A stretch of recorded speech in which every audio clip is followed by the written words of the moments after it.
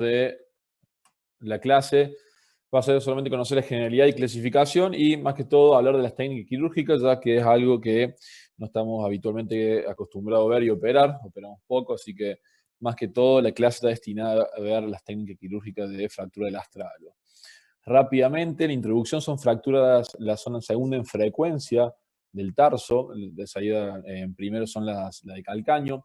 Sus articulaciones son responsables del 90% de la movilidad del tobillo, carece de inserciones musculares o tendinosas, en sí inserciones ligamentarias, y el 60-70% del cartílago está recubierto, del astralo está recubierto por cartílago. Habitualmente son por accidente de alta energía, accidentes deportivos, caída de alturas, y están asociadas a fracturas malleolares en un 44%, fractura de calcaño en un 20% o fracturas de metatarso en un 18%. Las más frecuentes son las a nivel del astralo, son a nivel del cuello, seguidas por el cuerpo y por último la cabeza. Tiene una pobre vascularización, por tanto un alto riesgo de necrosis. La mayor parte de la vascularización, salud, la mayor parte de la vascularización es a expensa de la tibial posterior, de cual da la rama de la arteria del canal del tarso, que se va a dar irrigación a todo lo que es el cuerpo del astrágalo. Y en segundo lugar, dada por la arteria pedia o rama de la tibial anterior, que da irrigación a la mayor parte también de la cabeza y el cuello. Por eso hay que tener mucho cuidado con los abordajes mediales, o a veces con son fracturas muy desplazadas, ya que se compromete la irrigación de la tibial posterior y genera osteonecrosis. Clasificación rápidamente, la fractura del cuello, el más conocido de Hawkins, la tipo 1 no desplazada, la 2 desplazada, la 3 con luxación tibio-astragalina y subastragalina, y la tipo 4 es una tipo 3 más la luxación astraloescafoidea. La fractura del cuerpo, hay múltiples clasificaciones del cuerpo, la clasificación de Lee, de Sniper, la clasificación de Müller, y para un consenso en general se usa la clasificación tipo AGO, que la C1 son las fracturas osteocondrales, la C2 son las fracturas de tipo en el plano coronal, y la C3 son las fracturas conminutas. Y acá van ascendiendo el orden en cuanto al riesgo de necrosis avascular, ¿sí? La fractura de la apófisis lateral o la fractura del snowboard, que es cuando tienen eversión forzada con retropie cargado, cuando caen haciéndose deporte, por eso se le conoce con ese nombre. Son difíciles de ver a veces en la radiografía y habitualmente requiere de tomografía. Y la fractura de la apófisis posterior, que hay que siempre diferenciar del ostrigonum, que el ostrigonum es un hueso sesamoideo que está presente en el 50% de los pies. Puede fracturar el tubérculo lateral o del tubérculo medial, también requiere habitualmente tratamiento tomográfico y a veces son difíciles de diagnosticar. Diagnóstico siempre radiografía y tomografía. En cuanto a la radiografía, las habituales, y le agregamos la proyección de Canal y Kelly, que se utiliza en un pie equinomáximo, con un pie pronado a 15 grados y el tubo grado 75 grados, donde se puede ver bien el cuello y la cabeza del astralo. Y además, el TAC con reconstrucción 3D es muy importante para la valoración de la fractura y también para lo que es un plan hiperquirúrgico adecuado. Tratamiento, habitualmente tratamiento quirúrgico, siempre realizar una adecuada planificación y acordarse siempre del riesgo de osteonecrosis. La fractura del cuello no desplazada, tratamiento habitualmente conservador, sin carga 6-8 semanas y luego el fisio. En las fracturas desplazadas del cuello, habitualmente requiere tratamiento quirúrgico, o sea, donde se puede hacer una reducción cerrada, ¿sí? Con una tracción desde el calcáneo, siguiendo el eje, y dándole varovalgo dependiendo del desplazamiento de la fractura. Si se obtiene una buena reducción cerrada, se coloca en forma percutáneas 2 clavijas, antero-posterior, o también se pueden ser postero-anteriores. La clavija que va del lado medial habitualmente va justo por encima de la articulación astraloescafoidea, entrando desde el cartílago, mientras que la de lateral va por fuera de la articulación, ¿sí? Dando una adecuada compresión a la fractura. Los tornillos se pueden poner en disposición de cruz o en forma paralelas y de los dos lados, de antero-posterior o de postero-anterior. Los chinos estudiaron biomecánicamente cuál era el más beneficioso, de cuál tenía menos estrés y mantenía una adecuada fijación, y lo dividieron en 4 grupos de este tipo, de antero-posterior o postero-anteriores, y se dieron cuenta que el grupo de tornillos que van de postero-anterior en forma paralela son los que biomecánicamente andan mejor, con una buena fijación, más estable y no sufren tanto estrés los tornillos. Las fracturas con minutas o subluxaciones siempre requieren de una reducción abierta. Se pueden utilizar abordajes anteromediales, tengan mucho cuidado con la vascularización, abordaje anterolaterales, eventualmente posteromedial o posterolateral. A veces requieren de osteotomías del malleolo medial y requieren también de la utilización de o clavija como joystick o distractores o fijadores externos para obtener una adecuada reducción. Se pueden utilizar placas. La placa siempre, como le dije en el principio, el 60-70% del astralo está recubierto por cartílago, entonces las placas hay que siempre colocarlas por fuera del mismo. Por eso es importante hacer una buena planificación. Se puede utilizar una placa medial y una placa lateral. La placa medial es la que evita la pérdida de longitud y la lateral es la que actúa como una banda de tensión, ¿no? Por eso es importante colocar a veces las dos. En las fracturas del cuerpo del astrágalo, estas son fracturas que habitualmente requieren adecuada planificación. Se pueden utilizar osteotomías malleolares tanto medial como lateral para tener una buena visualización y se pueden hacer también con tornillos solos o tornillos y placas, como le expliqué recién.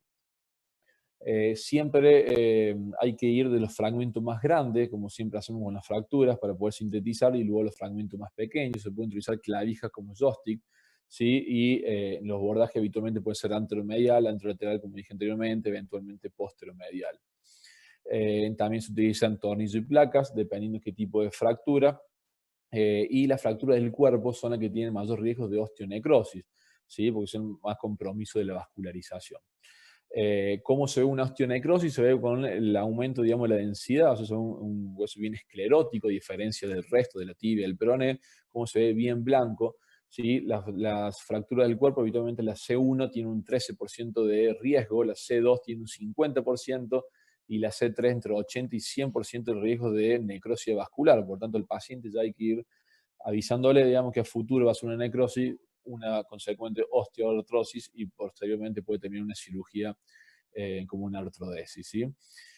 Cuando no hay necrosis, radiológicamente se ve el signo de Hawking, que es una radiolucencia subcondral, así tal como muestra esta imagen, que es de buen pronóstico. Significa que el astrálogo es viable y que probablemente no sufra una necrosis, ¿sí? Tiene una sensibilidad aproximadamente del 80% según los estudios.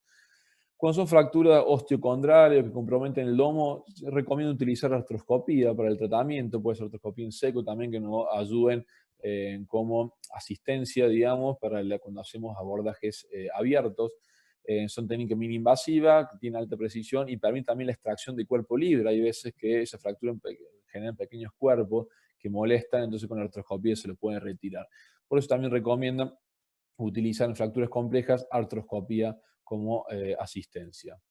Postquirúrgico de esta fractura, tanto del cuello y el cuerpo, 8-12 semanas sin carga para una buena consolidación y acordarle siempre que la Hawking 3-4 o la fractura del cuerpo tienen alto riesgo de osteonecrosis.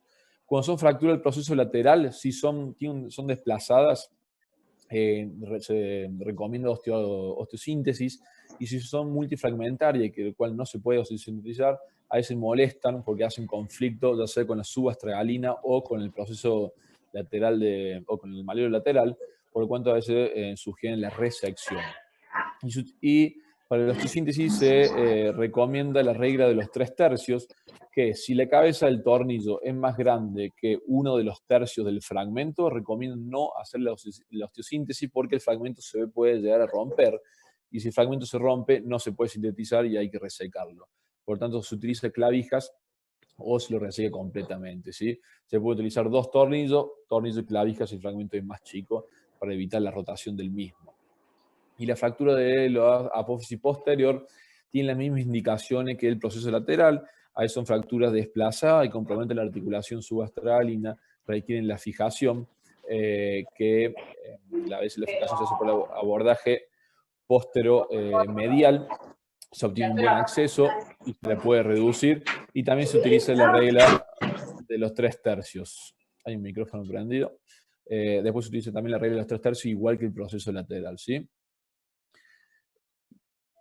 Bueno, para ir cerrando la clase, uno de los trabajos que habla de las complicaciones y los resultados funcionales comparaban, bueno, la complicación temprana, complicaciones tardías, y si había diferencia en cuanto a la localización de la fractura y en cuanto a si lo operamos temprano o con días de evolución, si cambiaban los resultados. Primero, bueno, al corto tiempo tenían buenos resultados funcionales. Con las complicaciones tempranas eran la relación a la herida quirúrgica, infecciones, dehiscencia el 21% y conciliación viciosa un 25%.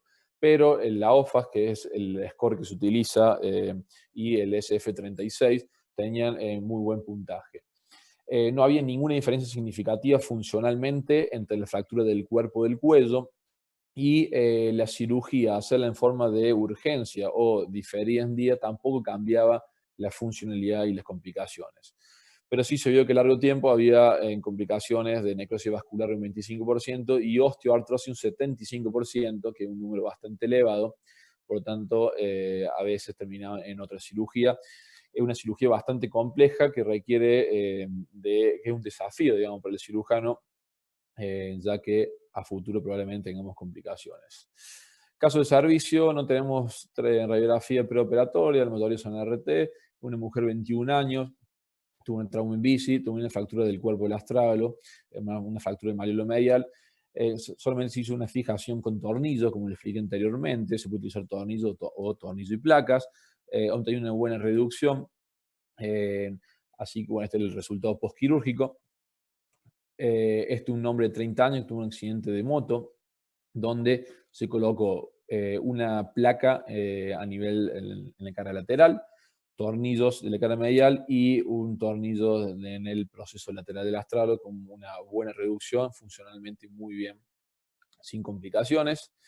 Este es un hombre de 25 años, tuvo un accidente en moto, con una fractura cerrada del astralo, de una fractura de cuello, operación de Hawking 2 y ambos procesos, donde son las radiografías intraoperatorias, donde primero se hizo la osteosíntesis del proceso lateral, luego se redujo lo que es la fractura del cuello y luego la colocación de tornillos anteroposteriores, tornillos canulados con una buena reducción, ¿sí? Para llevar a casa una fractura desafiante para el cirujano, hay que ser cuidadoso con los bordajes y la manipulación por el alto riesgo de necrosis vascular, y los resultados a largo plazo no son satisfactorios, por lo tanto es importante aclarar al paciente a futuro, probablemente requiera otra cirugía. Nada más.